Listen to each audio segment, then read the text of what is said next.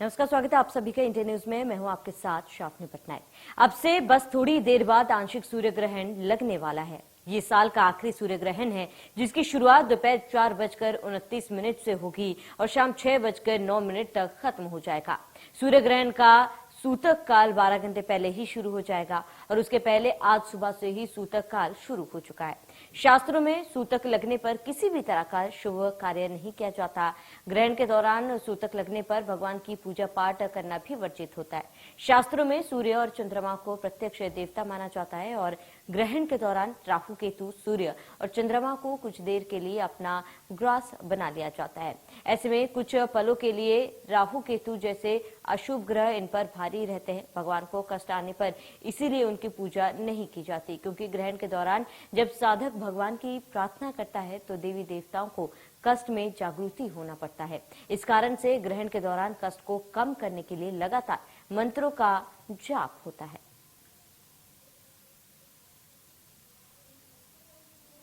तो ये 3 तस्वीरें हैं जहां पर आज सूर्य ग्रहण है और ऐसे में 1300 साल बाद संयोग बन रहा है सूतक और सावधानी भी हमें बरतनी चाहिए। जहां पर आज सूर्य ग्रहण है और ऐसे में 1300 साल बाद संयोग बन रहे हैं। 3 तस्वीरें आपको दिखा रहे सूर्य ग्रहण पर। आपको बता दें कि तरीके की सावधानियां हमें बरतनी चाहिए। कई ऐसी चीजें जो सूर्य ग्रहण के दौरान हमें नहीं करनी चाहिए। जैसे कि आपको बता दें कि सूर्य ग्रहण जब लगता है तब खाना मना होता है, सोना मना रहता है, किसी भी नुकीली चीज का प्रयोग करना मना रहता है, खासतौर पर घर से बाहर निकलना मना होता है। और ऐसे में इसका प्रभाव जो है कई सारे राशियों पर पड़ते हैं और ये जानना बेहद ज्यादा जरूरी हो जाता है कि सूर्य ग्रहण के दौरान क्या कुछ हमें करना चाहिए और किन चीजों से करने से हमें बचना चाहिए। इस समय में ज्यादा से ज्यादा भगवान विष्णु की उपासना करना चाहिए, क्योंकि भगवान विष्णु पालनहार हैं। और निश्चित तौर पर आप देखिएगा शनि की भी स्थिति 17 जनवरी 2023 से चेंज होगा। तो 17 जनवरी 2023 से परिवर्तित होने के बाद पूरी दुनिया में खाद्य संकट की स्थिति उत्पन्न होगी। 2023 में ही खाद्य संकट की स्थिति उत्पन्न होगी। और यह जो भारत में दृश्य है वह मीन लग्न में है और तुला राशि में है। तुला राशि में सूर्य, शुक्र और केतु हैं और यह अष्टम में है, यानी मारक स्थान में है। किसी भी धारदार वस्तु का प्रयोग उस समय उनको नहीं करना चाहिए। जैसे चाकू है तो चाकू से उस समय वो सब्जी न काटे, मतलब कोई धारदार वस्तु अपने हाथ में न लें। विशेष कर उनको ये याद रखना है। और मैं तो कहूंगा कि भले छोटे बच्चे हो, बच्चों को भी बाहर उस समय नहीं खेलना चाहिए। इस समय जो भी धूप में जाते हैं उन पर कहीं न कहीं कुछ नेगेटिविटी का प्रभाव पड़ता ही है। आपको अपने घरों पर भगवान के मंदिरों को और जो भी देव स्थान है वहाँ सभी जगह पट बंद रहेंगे। इसके बाद में जैसे ही ग्रहण का मोक्ष होगा 6 बजे, उसके बाद में आपको अपने अपने घरों पर अपने घर के जो मंदिर हैं उनको साफ करिए, भगवान की आरती पूजा करिएगा। तो साल का आज आखिरी सूर्य ग्रहण है और ऐसे में सूर्य ग्रहण के दौरान कई ऐसे मान्यताएं हैं, इसके साथ ही कुछ ऐसे नियम हैं जिन्हें हमें करने से बचना चाहिए। तो आज पंडित अरविंद तिवारी ज्योतिषाचार्य हमारे साथ जुड़ेंगे और बताएंगे कि आज के दिन हमें किन चीजों से बचना चाहिए और क्या कुछ कार्य करना चाहिए। पंडित जी, आपका बहुत बहुत स्वागत है हमारे कार्यक्रम में। सबसे पहले पंडित जी ये जानना चाहूंगी कि सूर्य ग्रहण आज लग रहा है, साल का आखिरी सूर्य ग्रहण है, क्या कुछ समय जो है सूर्य ग्रहण का आज है? देखिए, इंडिया न्यूज के सभी दर्शकों को मेरा बहुत बहुत नमस्कार। और चूंकि दीपावली के अगले दिन ये सूर्य ग्रहण यानी आज इस समय सूर्य ग्रहण लग रहा है और इसकी अवधि लगभग 1 घंटा 19 मिनट के आसपास रहने जा रही है। यदि हम भोपाल की बात करें, मध्य प्रदेश की बात करें, तो ये सूर्य ग्रहण प्रारंभ होगा लगभग 4:49 पे और इसका समापन होगा 5:56 पर। अमूमन अलग अलग जगह इसकी स्थिति अलग अलग टाइम पर अलग अलग रहेगी। जैसे दिल्ली की बात करते हैं तो दिल्ली में लगभग 4:30 बजे या कुछ पंचांगों के हिसाब से 4:15 बजे के आसपास ये सूर्य ग्रहण प्रारंभ होगा और 5:26 के आसपास मोक्ष की प्राप्ति होगी। तो सूर्य ग्रहण है, आंशिक सूर्य ग्रहण इसको माना जाता है।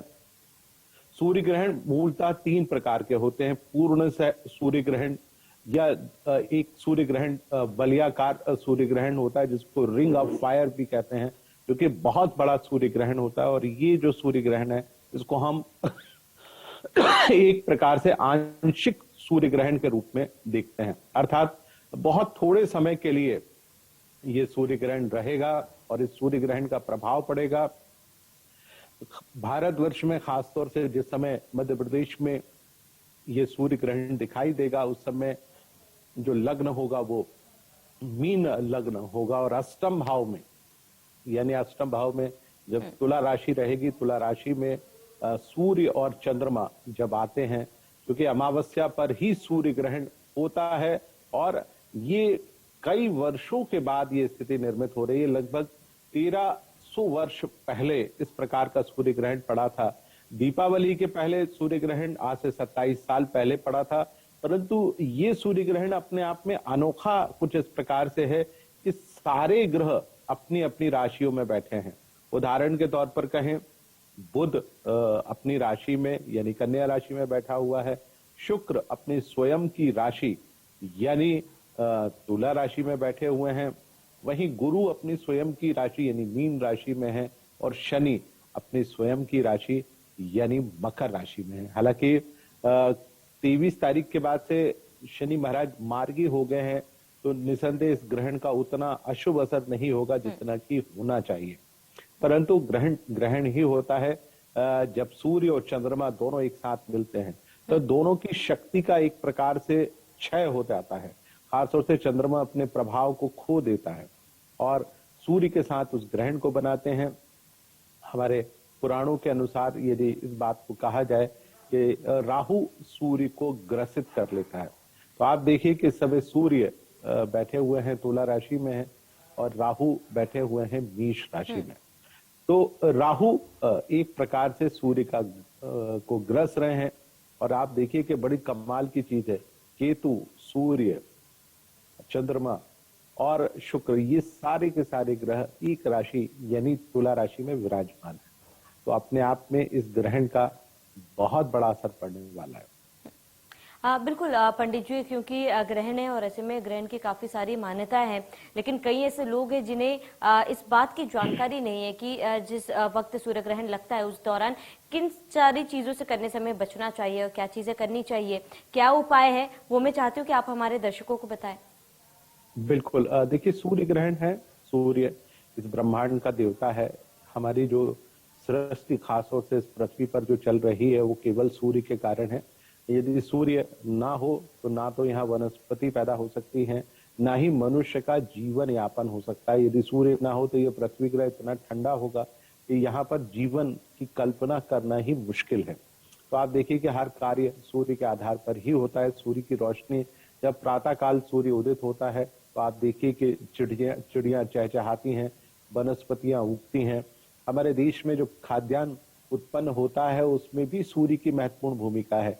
यानी जो हम कृषि कार्य करते हैं, चाहे गेहूं उगाएं या चावल उगाएं या अन्य विभिन्न प्रकार की वनस्पतियां हैं, या आप ये भी देख सकते हैं कि हमारे यहाँ जो सब्जी फल इत्यादि भी निर्मित या पैदा होते हैं वो सब सूर्य की रोशनी के कारण पैदा होते हैं। तो सूर्य सबसे ज्यादा महत्वपूर्ण ग्रह है। अब इस ग्रहण में हमको क्या नहीं करना चाहिए और क्या करना चाहिए, ये मैं दोनों चीजें हमारे इंडिया न्यूज के जितने भी दर्शक देख पा रहे हैं उनको बताने का प्रयास करूंगा। तो सबसे पहले मैं आपको ये बताना चाहूंगा कि ग्रहण काल में आपको क्या नहीं करना चाहिए। देखिए, वैज्ञानिकों ने भी इस बात को अपने वैज्ञानिक अध्ययन से बताया है कि जिस समय सूर्य ग्रहण होता है तो जो भोज इत्यादि पदार्थ होते हैं उनमें इतने माइक्रो छोटे छोटे से कीटाणु उत्पन्न हो जाते हैं, बिलबिलाने लगते हैं। यदि माइक्रोस्कोप से आप देखेंगे तो तरह तरह के जीव उसमें उत्पन्न होते हैं जो कि भोज्य पदार्थों को खराब कर देते हैं। तो यदि आप ग्रहण काल के दौरान भोज्य पदार्थ को ग्रहण करते हैं तो आपके शरीर में इस प्रकार के बैक्टीरिया जाएंगे जो आपके शरीर यानी पेट, आपकी पाचन क्रिया को प्रभावित करेंगे, आपके शरीर को प्रभावित करेंगे और हमारे मन को भी प्रभावित करेंगे। देखिए, चंद्रमा हमारे मन का देवता है, मन को प्रभावित करता है, मन को अशांत कर देता है। आपने देखा होगा जब भी पूर्णमासी या अमावस्या आती हैं तो अधिकांश लोगों का मन मस्तिष्क स्थिर नहीं रह पाता, या तो वो बहुत ज्यादा गुस्सा करते हैं, बहुत ज्यादा तनाव में आ जाते हैं, अपने जीवन में कुछ गलत निर्णय लेने का वो हमेशा प्रयास करते हैं, जिसके कारण जीवन में कष्ट होता है। और आप देखिए कि आज अमावस्या अभी चल ही रही है, और अमावस्या जिसमें सूर्य चंद्रमा दोनों एक साथ विराजमान हैं, और सूर्य किस राशि में है? अपनी नीचत्व की राशि, क्योंकि ज्योतिष में राशियों को उच्च और नीच की राशि की संज्ञा दी जाती है। तो सूर्य इस समय अपनी नीचत्व यानी तुला राशि बैठे हुए हैं। देखिए, सूर्य जब तुला राशि में होते हैं, अर्थात इस समय भारतवर्ष से सूर्य सर्वाधिक दूरी पर हैं, यानी सबसे दूर हैं, इसलिए यहाँ पर ठंड पड़ने लगती है। जब वो मेष राशि में आ जाते हैं तो वो पृथ्वी के सबसे ज्यादा नजदीक होते हैं, तो अत्यधिक गर्मी का एहसास उनको होता है। तो ये सूर्य की बात है। चंद्रमा की बात मैंने आपको बताई। तो ग्रहण काल में भोजन करने से बचना चाहिए। ग्रहण काल में ब्रह्मचर्य का पालन आपको करना चाहिए, यानी आप पुरुष हैं या स्त्री हैं, कोशिश करें ब्रह्मचर्य का पालन करें। कोशिश करें इस दौरान, चूंकि ईश्वर की पूजा आराधना नहीं की जाती, क्योंकि ऐसा माना जाता है ग्रहण काल के दौरान उनको मूर्तियों को ढक कर रखा जाता है। हाँ, आप मानसिक पूजा कर सकते हैं, आप माला से सूर्य के मंत्र का जाप कर सकते हैं, चंद्रमा के मंत्र का जाप कर सकते हैं, शुक्र के मंत्र का जाप कर सकते हैं, केतु के मंत्र का जाप कर सकते हैं, या जो भी ग्रह, शनि के मंत्र का जाप कर सकते हैं। इन मंत्रों का जाप करने से हमारे ग्रंथों में लिखा हुआ है कि यदि एक माला यानी 108 बार आप किसी मंत्र का जाप करेंगे तो उसका 1000 गुना यानी सहस्त्र गुना फल प्राप्त होता है। तो आप जितनी देर भी उस ईश्वर को भजने की कोशिश करेंगे, प्रसन्न करेंगे, उस ईश्वर से आपको लाभ मिलेगा। क्योंकि ग्रहण काल एक ऐसा काल होता है जिसमें मंत्र शक्तियों को सिद्ध किया जा सकता है। ऐसा काल होता है जिसमें आप हवन इत्यादि के कार्य करते हैं, जो कि सामान्य गृहस्थ नहीं कर सकता। तो बहुत सारे ऋषि मुनि इत्यादि होते हैं जो कि अपने आश्रम, गुफाओं, कंदराओं में विराजमान हैं, वो इस प्रकार के कार्यों को करते हैं और उसको करने से विशिष्ट फल प्राप्त होता है। तो अपने आप में आप मंत्र शक्ति, पूजा पाठ इत्यादि आप कर सकते हैं।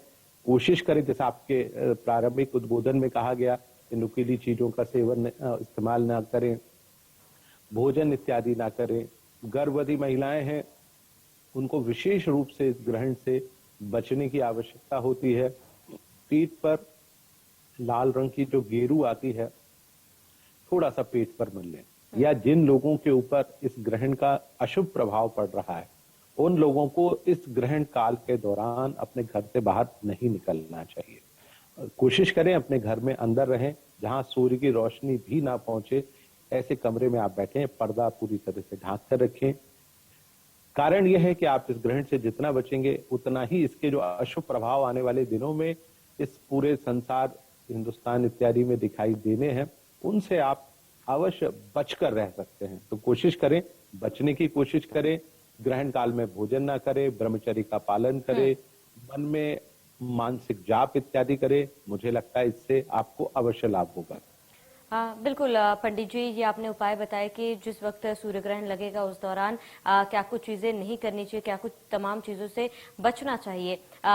सूर्य ग्रहण का समय आपने जिस तरीके से बताया कि 6:09 तक का है, और इसमें पंडित जी ये जानना चाहूंगी, क्योंकि कई लोग ऐसे जो सूर्य ग्रहण खत्म होने के बाद या फिर लगने के बाद पूजा करते हैं, या फिर सबसे पहले स्नान किया जाता है। स्नान दान को लेकर क्या कुछ बातें हमें ध्यान में रखनी चाहिए?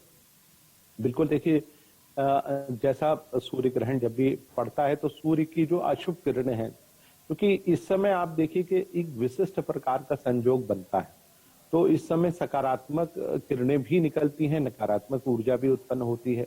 तो ऐसा माना जाता है कि ग्रहण काल के दौरान जो हमारे शरीर पर, बेशक हम अपने घर में विराजमान हो, लेकिन सूर्य की किरणें हमारे घर तक, हमारे घर के ऊपर भी प्रभाव डालती हैं।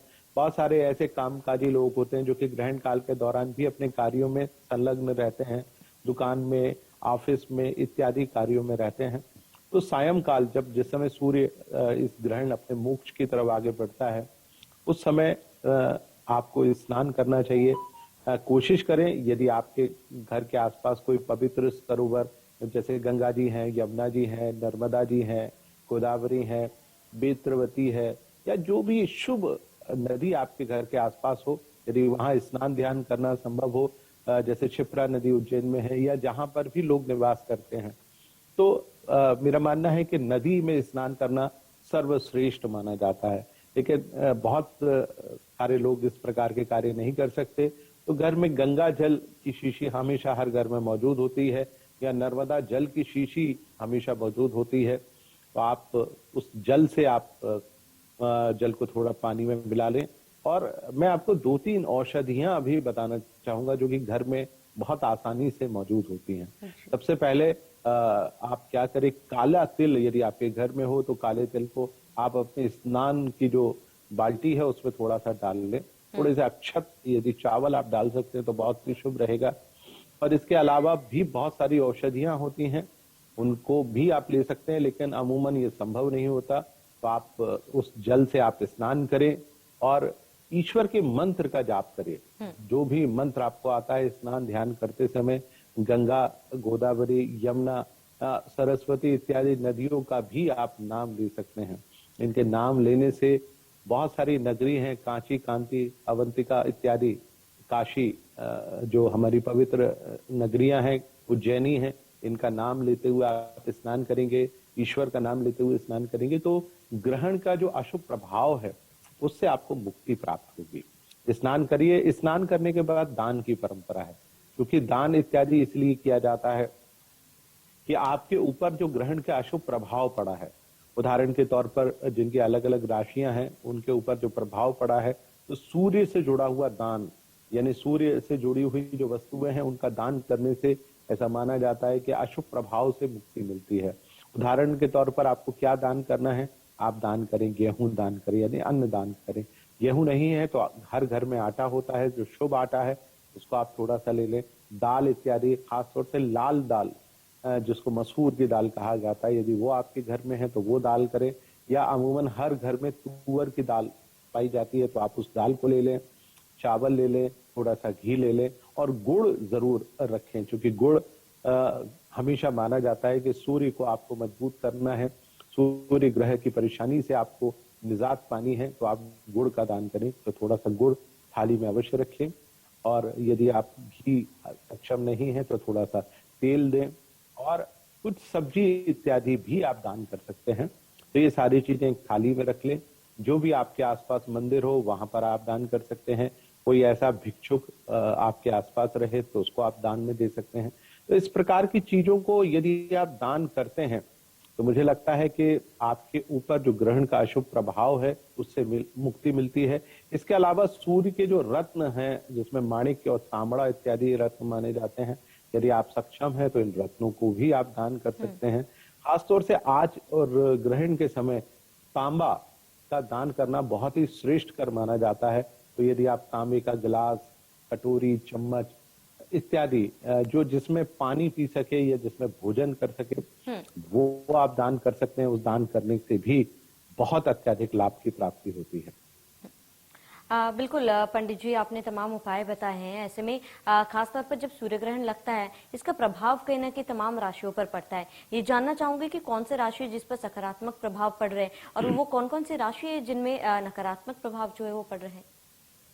बिल्कुल, मैं हमारे दर्शकों को बताना चाहूंगा। देखिए, सूर्य ग्रहण तुला राशि में पड़ रहा है और तुला राशि में 4 ग्रह बैठे हुए हैं। वो 4 ग्रह कौन कौन से हैं? सूर्य, चंद्रमा, शुक्र और केतु हैं।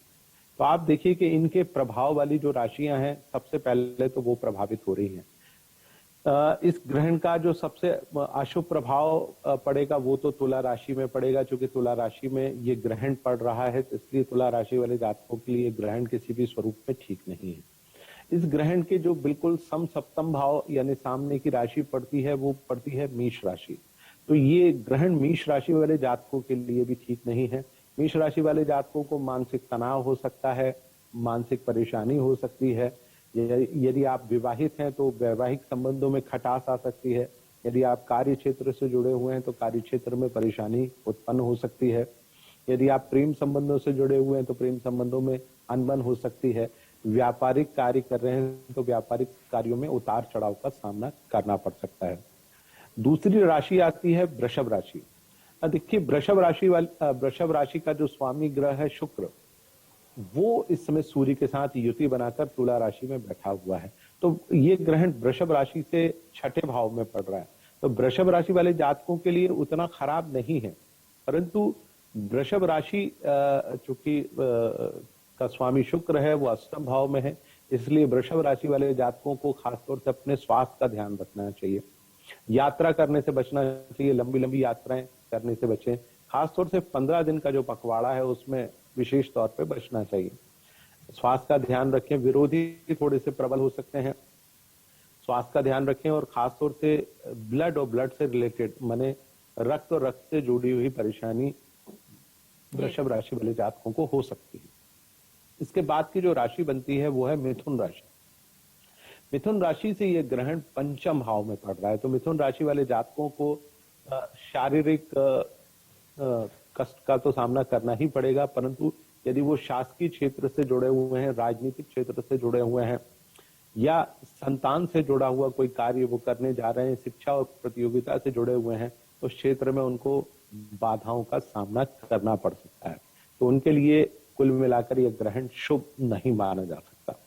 वहीं अगली राशि की बात करते हैं जो कि कर्क राशि है, क्योंकि ये ग्रहण कर्क राशि से चौथे भाव में पड़ रहा है।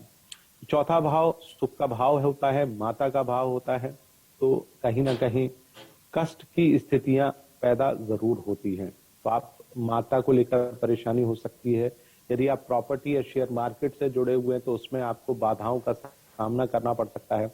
मन आपका अशांत बना रहेगा, कार्य क्षेत्र में कहीं ना कहीं कष्ट की स्थिति निर्मित हो सकती है। इससे अगली राशि जो सिंह है उसके लिए तो ये ग्रहण बेहद शुभ और लाभकारी बनता है। आपके लिए ये ग्रहण बहुत लाभकारी है, मन प्रसन्न रहेगा, यश मान सम्मान में वृद्धि होगी, कामकाज के लिहाज से बहुत ही सुंदर ये ग्रहण आपको लाभ देगा। अगली राशि जो कि कन्या राशि है, कन्या राशि से ये द्वितीय भाव में ग्रहण पड़ रहा है, तो घर परिवार को लेकर कहीं ना कहीं तनाव की स्थिति बन सकती है, धन को लेकर परेशानी आ सकती है। कुल मिलाकर आंशिक रूप से आपको परेशानी का सामना करना पड़ सकता है। तो आप पूरी तरह से ध्यान रखें कि किस प्रकार से आपके जीवन में परेशानी आ सकती है, उससे आप बचने की कोशिश करें। अगली राशि बनती है वृश्चिक राशि, चूंकि तुला राशि, चूंकि तुला राशि में ये ग्रहण है तो तुला राशि वाले जातकों के लिए सर्वाधिक कष्ट का समय रहेगा। मानसिक, शारीरिक, आर्थिक कार्य क्षेत्र में हर जगह आपको तकलीफ रहेगी, क्योंकि वैसे ही आपकी राशि में केतु महाराज पिछले 1 साल से विराजमान है, जो कि अगले साल यानी सितंबर तक आपके ऊपर चलेंगे, तो सितंबर तक आपको कष्ट का सामना करना पड़ेगा। खास तौर से पंचम भाव यानी संतान को लेकर कष्ट हो सकता है, घर परिवार को लेकर कष्ट हो सकता है, धन को लेकर कष्ट हो सकता है, मानसिक रूप से परेशानी बढ़ सकती है, व्यर्थ का खर्च बढ़ेगा। यात्रा यदि आप कर रहे हैं तो यात्रा में कष्टकारी परिस्थितियां उत्पन्न होंगी, वाहन दुर्घटना जैसी स्थिति भी आपके सामने आ सकती है। तो थोड़ा ध्यान रखें, इन चीजों से बचें। उपाय जो मैंने आपको बताए हैं, दान इत्यादि आप अवश्य करें। और खासतौर से तुला राशि वाले जातकों को इस समय शुक्र का रत्न यानी डायमंड या ओपेल रत्न जरूर धारण करना चाहिए। यदि आप वो नहीं कर सकते हैं तो भगवान शिव की पूजा अर्चना करें, यानी भगवान शिव के ऊपर आप अभिषेक करें। अभी नहीं, रात्रि काल में आप अभिषेक कर सकते हैं। दूध, दही, घी, शहद और शक्कर से पंचोपचार से आप अभिषेक करेंगे तो निसंदेह आपको लाभ की प्राप्ति होगी। इसके बाद जो राशि बनती है वृश्चिक, चूंकि वृश्चिक राशि से ये ग्रहण 12वें भाव में पड़ रहा है, तो आपको कष्ट देगा, मानसिक शारीरिक परेशानी दे सकता है। क्योंकि छठे भाव को देख रहा है तो रोग इत्यादि भी उत्पन्न हो सकते हैं। तो आने वाले 15 दिनों के पखवाड़े में आप पूरी तरह से ध्यान रखें कि किस प्रकार से आपको परेशानियां आ सकती हैं। इन 15 दिनों में आप बेहद शांति और धैर्य से अपने कार्य को अंजाम दें। अगली राशि बनती है धनु राशि। धनु राशि से एकादश भाव में यह ग्रहण पड़ रहा है, तो एकादश भाव में ग्रहण पड़ने के कारण पंचम भाव यानी संतान को कष्ट हो सकता है, शिक्षा के क्षेत्र में परेशानी आ सकती है। यदि आप राजनीति और राजनीति से जुड़े हुए कार्यों में संलग्न हैं तो उस क्षेत्र में आपको बहुत परेशानी का अनुभव करना पड़ सकता है। तो बहुत धैर्य और शांति के साथ आप अपने आने वाले 15 से 20 दिनों को निकालें, क्योंकि शनि अभी अभी आपकी राशि से आगे बढ़ रहा है और 7.5 के प्रभाव से आप मुक्त होने वाले हैं। अगली राशि यानी मकर राशि की हम चर्चा करते हैं। मकर राशि से ये ग्रहण 10वें भाव में पड़ रहा है जी। कार्य क्षेत्र को लेकर कहीं ना कहीं परेशानी आ सकती है, माता को लेकर कष्ट हो सकता है, और सबसे महत्वपूर्ण चीज आप अपनी सेहत का ध्यान रखें। ठीक है पंडित जी, आपका हमारे साथ जुड़ने के लिए, तमाम जानकारी साझा करने के लिए आपका बहुत बहुत शुक्रिया। तो ये थे पंडित अरविंद तिवारी, जिन्होंने हमें तमाम जानकारी दी है। अमावस में जो सूर्य ग्रहण इस बार लग रहा है, क्या कुछ हमें करना चाहिए, क्या कुछ उपाय हमें करने चाहिए, सूर्य ग्रहण के दौरान क्या कुछ करने से हमें बचना चाहिए। साथ ही उन्होंने ये भी बताया कि किन राशियों पर क्या कुछ असर पड़ रहा है। फिलहाल आप भी सूर्य ग्रहण के दौरान सावधानी बरतें और इन उपायों का पालन जरूर करें। इसी के साथ इस बुलेटिन में मेरे साथ इतना ही। देखते रहिए इंडिया न्यूज।